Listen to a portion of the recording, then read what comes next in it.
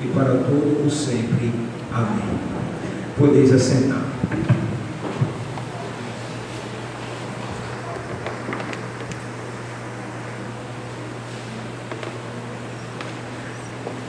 Vamos abrir as nossas Bíblias em Mateus, capítulo 24, versículo 12.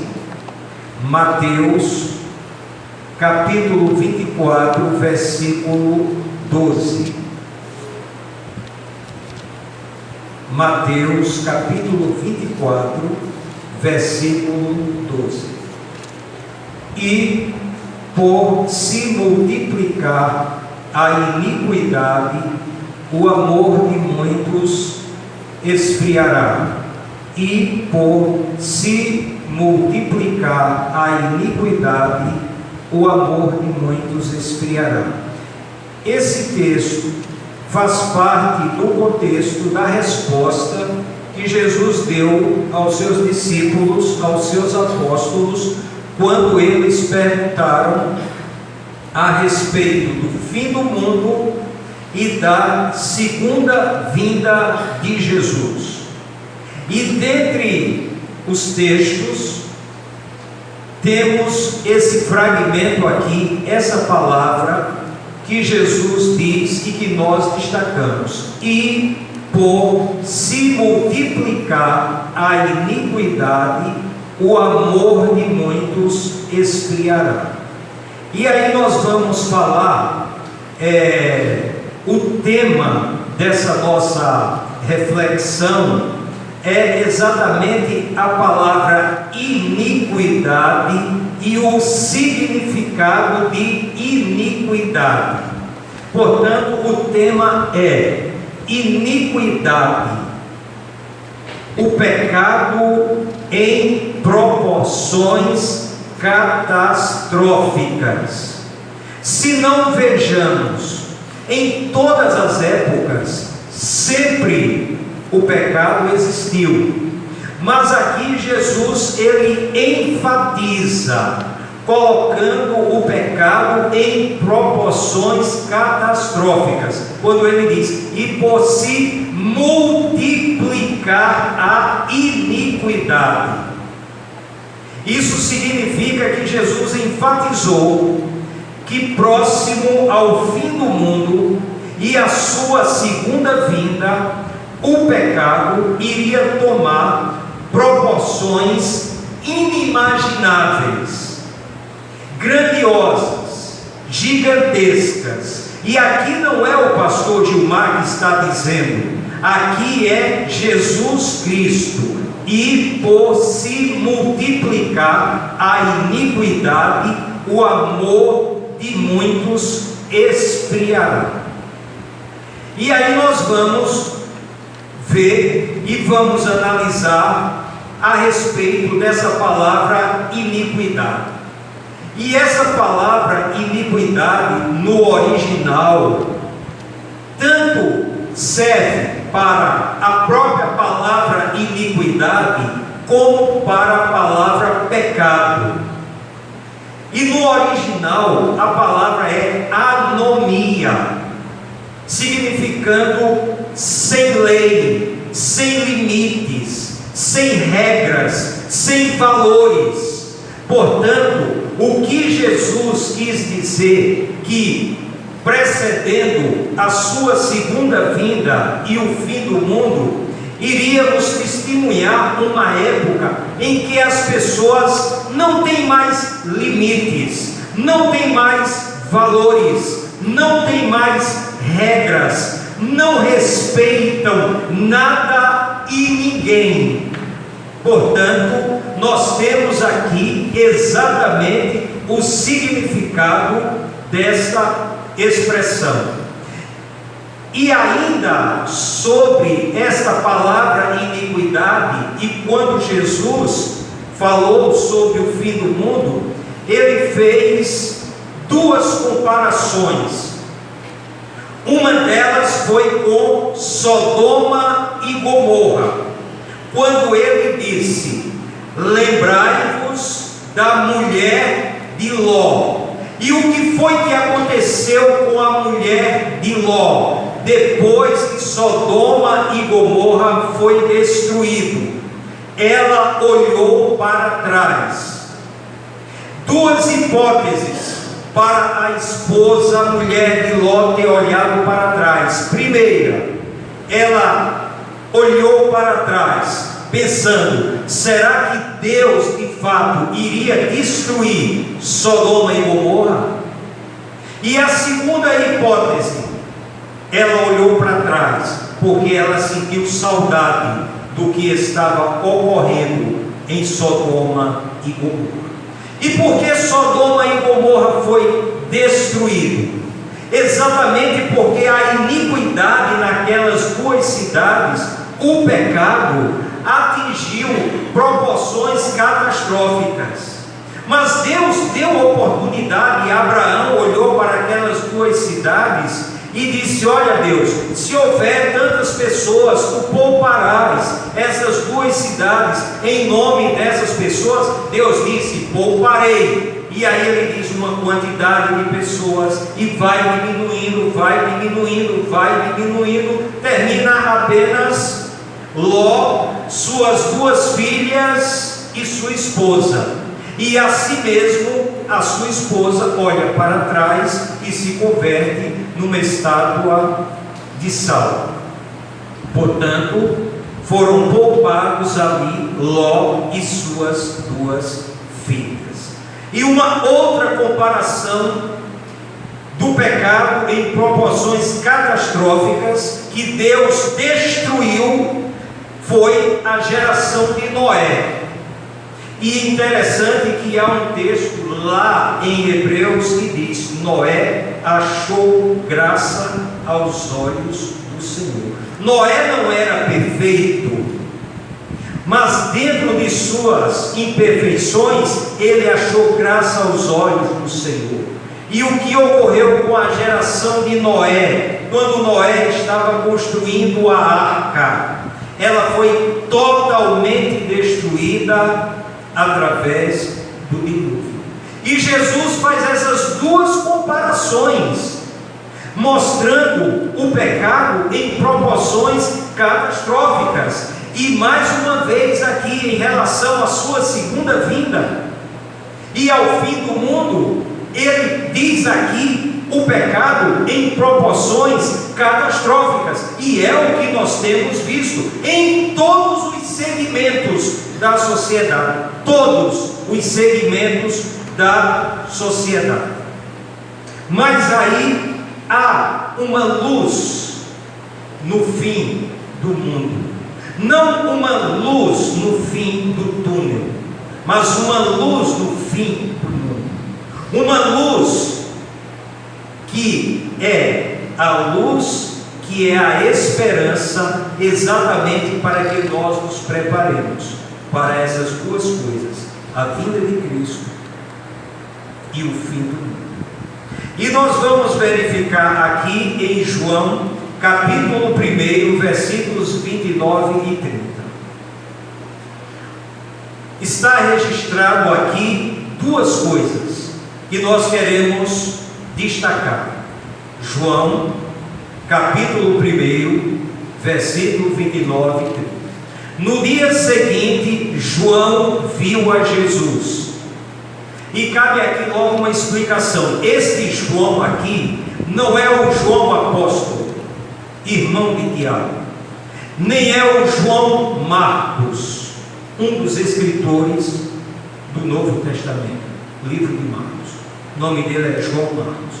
Aqui é João Batista. João Batista. No dia seguinte, João viu a Jesus que vinha para ele e disse: eis o Cordeiro de Deus que tira o pecado do mundo.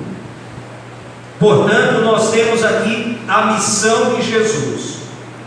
Não é a missão do pastor tirar o pecado do mundo. Não é a missão do diácono tirar o pecado do mundo. Não é a missão de um membro de igreja tirar o pecado do mundo. A missão de tirar o pecado do mundo, essa missão coube a Jesus Cristo. E João Batista diz: eis o Cordeiro de Deus que tira o pecado do mundo. E no versículo 30, João Batista identifica a identidade de Jesus. O que é que ele diz? Este é aquele de quem eu disse: depois de mim vem um varão que passou adiante de mim, porque antes de mim ele já existia. Portanto, ele fala da identidade de Jesus, porque Jesus é o Cordeiro de Deus e o único que tira o pecado do mundo, porque Jesus é Deus. Jesus sempre existiu.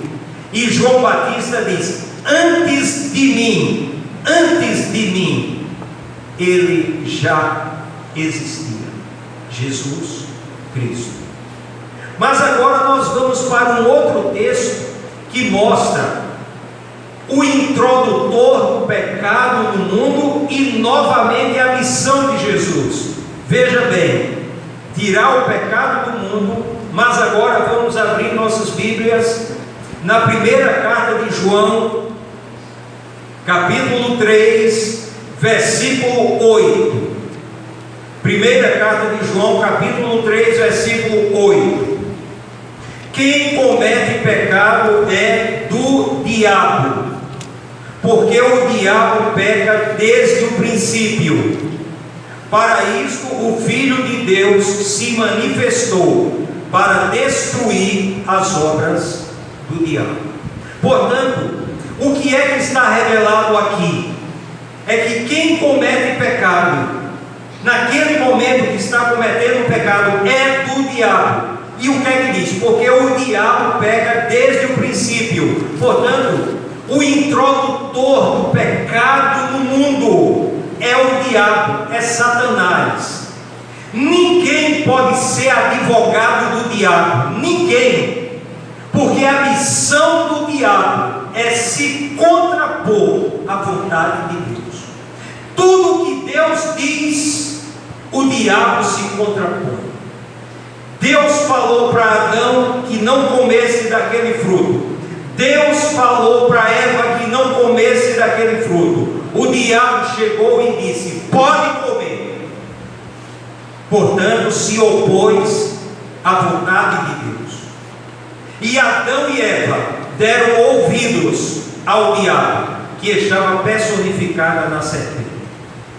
Mas o Filho de Deus se manifestou para destruir as obras do diabo.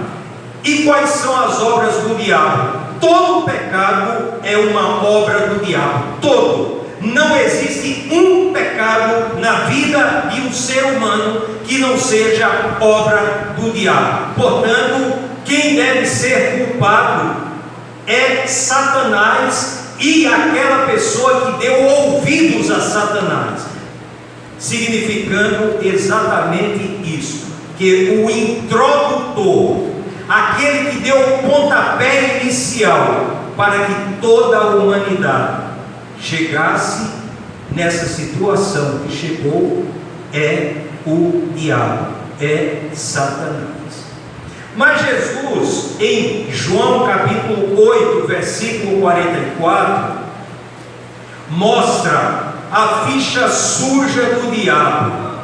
Será que alguém aqui gostaria de saber um texto que Jesus fala a ficha suja do diabo? É importante que nós saibamos a ficha suja do diabo, exatamente porque todas as vezes que nós estivermos pecando, nós estamos fazendo a vontade desse aqui, que Jesus diz aí.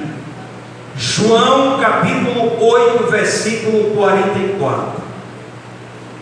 João capítulo 8, versículo 44.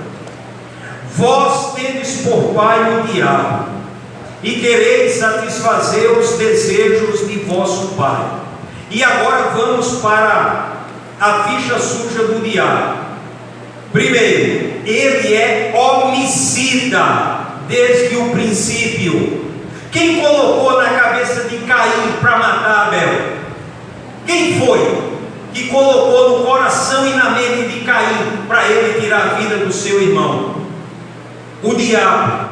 E aqui diz claramente, ele é homicida desde o princípio. Segundo, e nunca se firmou na verdade. Portanto, toda mentira, toda mentira é coisa do diabo. Coisa do diabo. Jesus diz aqui a ficha suja do diabo. Nunca se firmou na verdade. Portanto, quando o diabo se contrapõe a Deus, ele está se contrapondo com a mentira, porque ele é mentiroso. E Jesus diz aqui, porque nele não há verdade, no diabo não há verdade. Quando ele profere mentira, fala do que lhe é próprio, porque é mentiroso e pai da mentira. Olha a ficha suja do diabo aqui. E por que é importante? Porque Jesus revelou a ficha suja do diabo, para que a gente fique blindado, a gente tenha cuidado, a gente se fortaleça, a gente se revista, para que a gente não caia exatamente na lábia do diabo, na lábia de Satanás. Portanto, aqui está revelado a ficha suja do diabo. Mas em 1 João, capítulo 3, versículo 4, nós encontramos a definição do pecado. O que é pecado, finalmente? Primeira carta de João, capítulo 3, versículo 4. Todo aquele que vive habitualmente no pecado também vive na rebeldia, pois o pecado é rebeldia. Mas não é uma rebeldia de um ser humano contra outro ser humano, é uma rebeldia do ser humano contra Deus. Deus diz algo e o ser humano diz: eu estou falando esta outra coisa. Portanto, ele é rebelde contra Deus, não é contra o seu semelhante. Então, o pecado é uma rebeldia contra o Criador. O Criador fez dessa forma, e o homem diz: não é dessa forma, é de outra forma. E aí ele se rebela contra Deus. E quando ele se rebela contra Deus, ele pensa que ele pode com Deus. Mas aí, quando a gente vê uma pessoa dentro do caixão, aí a gente vê quem de fato manda, quem de fato ordena, quem de fato tem o poder. Portanto, se rebelar contra Deus é uma tolice, é uma bobagem. Ninguém pode ir contra Deus, ninguém, absolutamente. E o apóstolo Paulo, ele teve noção disso quando ele disse: se Deus é por nós, quem será contra nós? Portanto, o pecado é rebeldia, é aquela pessoa que vive nesse mundo, que tem a sua vida, que foi dada por Deus, mas que não preserva a sua vida, não ama a sua vida, quer e tem prazer em se rebelar contra Deus. Deus diz isso, ele faz desta outra forma. Mas o que disse João Batista? Eis o Cordeiro de Deus que tira o pecado do mundo. E aí nós vamos ver um texto e vamos destacar apenas uma parte. Na primeira carta de João, capítulo 1, versículos 5 a 10. Primeira carta de João, capítulo 1, versículo 5 a 10. E esta é a mensagem que dele ouvimos e vos anunciamos: que Deus é luz, e nele não há trevas nenhumas. Se dissermos que temos comunhão com ele e andarmos nas trevas, mentimos e não praticamos a verdade. Mas, se andarmos na luz, como Ele na luz está, temos comunhão uns com os outros. E o sangue de Jesus, seu Filho, nos purifica de todo pecado. Se dissermos que não temos pecado nenhum, enganamo-nos a nós mesmos, e a verdade não está em nós. Se confessarmos os nossos pecados, Ele é fiel e justo para nos perdoar os pecados e nos purificar de toda injustiça. Se dissermos que não temos cometido pecado, fazemos-o mentiroso, e a sua palavra não está em nós. Mas o que é que nós queremos destacar aqui? O sangue de Jesus nos purifica de todo pecado. Portanto, quando Jesus derramou o seu sangue na cruz, todos os pecados, todos, absolutamente todos, e a palavra diz, o sangue de Jesus nos purifica de todo pecado.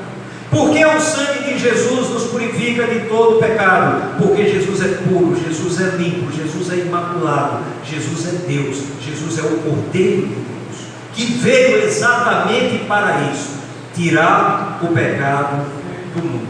Portanto, o sangue de Jesus, quando todos os segundos domingos nós estamos aqui participando da celebração da ceia, o suco de uva simboliza o sangue de Jesus que foi derramado na cruz para a remissão dos nossos pecados. No dia que nós chegarmos no céu e Deus perguntar a cada um de nós: por que você chegou aqui? Você não vai chegar para Deus e dizer: olha, porque eu dei esmola, porque eu fiz isso, porque eu fiz aquilo outro. Não, você vai dizer: olha Deus, porque eu aceitei Jesus Cristo como o único e suficiente Salvador, e Ele é o único puro. Porque se fossem os meus méritos, não apenas eu, mas toda a humanidade estaria nas profundezas do inferno. E essa verdade é dita exatamente quando Deus providenciou uma luz no fim do mundo, uma luz para salvar o mundo, uma luz para mostrar que a gente pode pensar diferente, que a gente pode falar diferente e que a gente pode agir diferente. Não existe um padrão de comportamento forjado no inferno e todo mundo tenha que segui-lo. Não, existe um comportamento diferente forjado no céu, mas não no inferno. Existe esse comportamento. E por que isso? Porque Deus mandou Jesus Cristo para derramar o seu sangue por cada um de nós. Em 1 Coríntios capítulo 6, versículo 9 a 11, o apóstolo Paulo fala de vidas regeneradas. 1 Coríntios capítulo 6, versículos 9 a 11, vidas regeneradas, lá na cidade de Corinto. E o que é que diz 1 Coríntios capítulo 6, 9 a 11? Não sabeis que os injustos não herdarão o reino de Deus? Não vos enganeis, nem os devassos, nem os idólatras, nem os adúlteros, nem os efeminados, nem os sodomitas, nem os ladrões, nem os avarentos, nem os bêbados, nem os maldizentes, nem os roubadores herdarão o reino de Deus. Portanto, o apóstolo Paulo mostra um antes na vida daquelas pessoas, cada uma delas, como devasso, como idólatra, como efeminado, como adúltero, como sodomita, como ladrão, como avarento e como bêbado. Mas o depois, ele também diz, versículo 11: e tais fostes alguns de vós, mas fostes lavados, mas fostes santificados, mas fostes justificados em nome do Senhor Jesus Cristo e no Espírito do nosso Deus.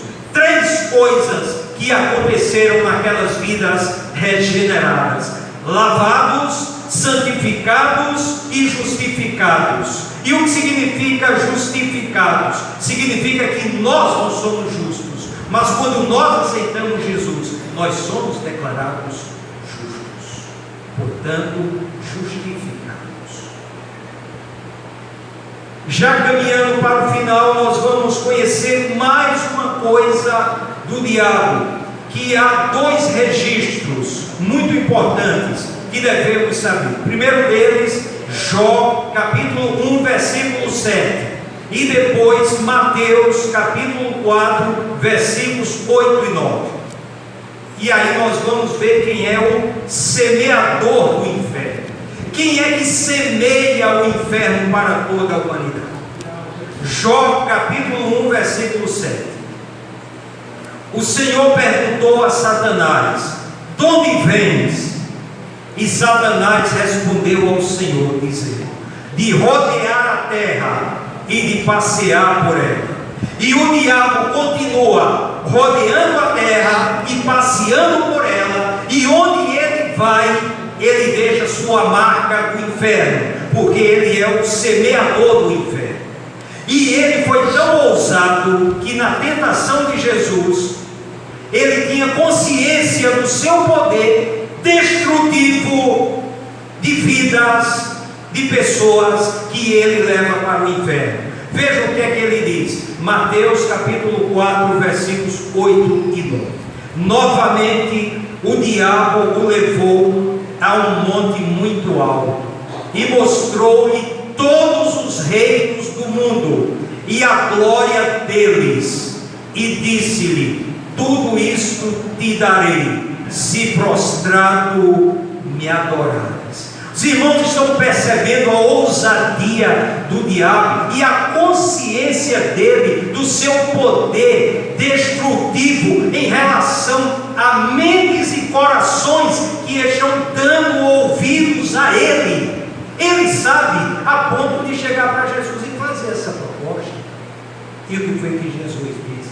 Vai-te, Satanás, porque só ao teu Deus adorarás e só a ele servirás. Mas se existe o semeador do inferno, existe também os semeadores do céu. Marcos capítulo 6 versículo 15. Olha o que é que diz aí em Marcos capítulo 16, perdão, não Marcos 6, mas Marcos 16 versículo 15. E disse-lhes: ide por todo o mundo e pregai o evangelho a toda criatura. E aí nós entendemos o ide de Jesus, porque o estrago que Satanás fez foi no mundo todo. Portanto, o evangelho tem que ser pregado no mundo todo, a toda criatura, porque a semente do inferno foi colocada em mentes e corações, e esta semente maligna, ela só é tirada por nosso Senhor e Salvador Jesus Cristo. Aí agora a gente entende porque João Batista diz: eis o Cordeiro de Deus que tira o pecado.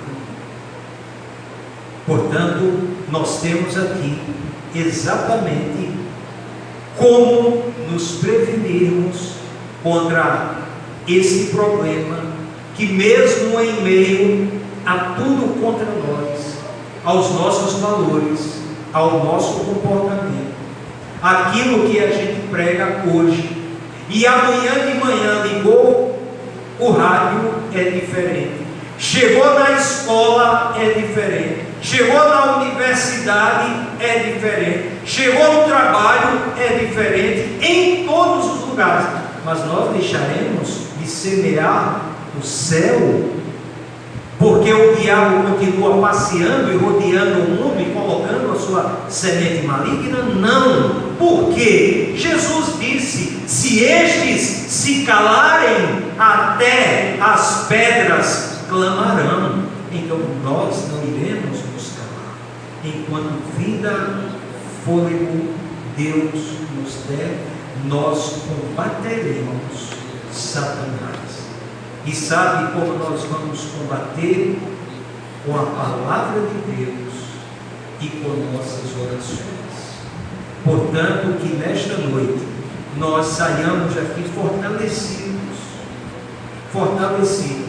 Nós não estamos vivendo uma época normal. Pecado sempre houve, mas nós não estamos vivendo uma época. Nós estamos vivendo uma época de iniquidade, onde o pecado alcançou proporções catastróficas. E a única coisa que a gente tem que proclamar e pregar e dizer é nosso Senhor Jesus Cristo, porque a gente não tira o pecado de um drogado, a gente não tira o pecado de um ladrão, a gente não tira o pecado de uma pessoa que está na prostituição. Quem tira o pecado é nosso Senhor e Salvador Jesus Cristo. Portanto, que nesta noite a gente se fortaleça, e aqueles que ainda não entregaram suas vidas a Jesus, entregue enquanto é tempo, entregue enquanto você respira, entregue enquanto você tem vida, porque após a morte segue-se o juízo. Que Deus, pois, nos abençoe.